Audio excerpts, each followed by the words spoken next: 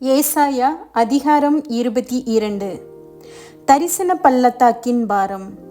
உன்னில் உள்ளவர்கள் எல்லாரும் வீடுகளின் மேல் ஏறுவதற்கு உனக்கு இப்பொழுது வந்தது என்ன? சந்தடிகளால் நிறைந்து ஆரவாரம் பண்ணி களி கூர்ந்திருந்த நகரமே, உன்னிடத்தில் கொலையுண்டவர்கள் பட்டயத்தால் கொலையுண்டதில்லை, யுத்தத்தில் செத்ததும் இல்லை. உன் அதிபதிகள் எல்லாரும் ஏகமாய் ஓடி அலைந்தும் வில் வீரரால் கட்டப்படுகிறார்கள். உன்னில் அகப்பட்ட யாவரும் தூரத்துக்கு ஓடியும் ஏகமாய் கட்டப்படுகிறார்கள். ஆகையால் என்னை நோக்கி பாராதேயுங்கள். என் ஜனமாகிய குமாரத்தி பாழாய் போனது நிமித்தம் மனங்கசந்து அழுவேன். எனக்கு ஆறுதல் சொல்ல வராதேயுங்கள் என்கிறேன். சேனைகளின் கர்த்தராகிய ஆண்டவராலே இது தரிசன பள்ளத்தாக்கிலே அமளியும் மிகுதியுண்டாகுதலும் கலக்கமும் உள்ள நாளாயிருக்கிறது. இது அலங்கத்தை தகர்த்து பர்வதத்துக்கு நேரே ஆர்ப்பரிக்கும் நாளாயிருக்கிறது. ஏலாமியன் அம்பரா துணியை எடுத்து இரதங்களோடும் காலாட்களோடும் குதிரை வீரரோடும் வருகிறான். கீர் கேடகத்தை வெளிப்படுத்தும். மகா வடிவான உன் பள்ளத்தாக்குகள் இரதங்களால் நிரப்பப்படும். குதிரை வீரர் வாசல்கள் மட்டும் வந்து அணிவகுத்து நிற்பார்கள்.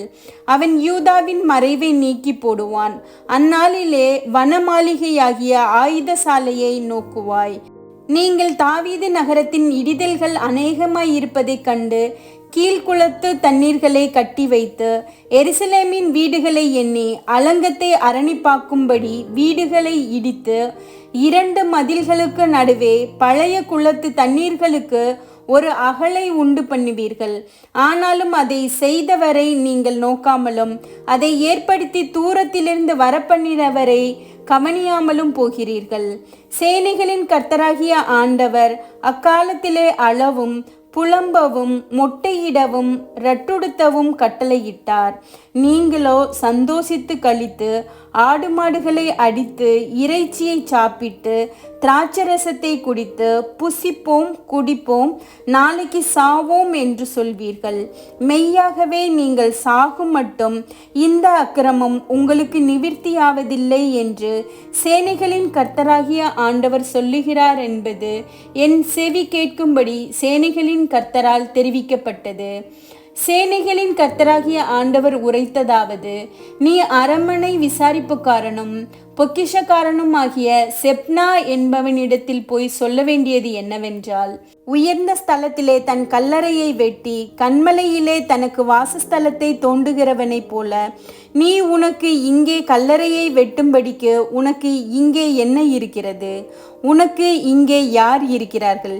இதோ பலவான் ஒருவனை துரத்துகிற வண்ணமாக கர்த்தர் உன்னை துரத்திவிட்டு நிச்சயமாய் உன்னை மூடி போடுவார். அவர் உன்னை உருண்டையை போல அகலமும் விசாலமுமான தேசத்திலே சுழற்றி எறிந்து விடுவார். அங்கே நீ சாவாய். அங்கே உன் மகிமையின் ரதங்கள் உன் ஆண்டவனுடைய வீட்டுக்கு இகழ்ச்சியாக இருக்கும். உன்னை உன் நிலையை விட்டு துரத்தி விடுவேன். உன் ஸ்தானத்திலிருந்து நீ பிடுங்கி போடப்படுவாய். அந்நாளிலே இல்கியாவின் குமாரனாகிய எலியாக்கிம் என்னும் என் ஊழியக்காரனை நான் அழைத்து உன் வஸ்திரத்தை அவனுக்கு தரித்து உன் கச்சையால் அவனை இடைக்கட்டி உன் அதிகாரத்தை அவன் கையிலே கொடுப்பேன். அவன் எருசலேமின் குடிகளுக்கும் யூதாவின் வம்சத்துக்கும் தகப்பனாய் இருப்பான். தாவீதுடைய வீட்டின் திறவுகோலை அவன் தோளின் மேல் வைப்பேன்.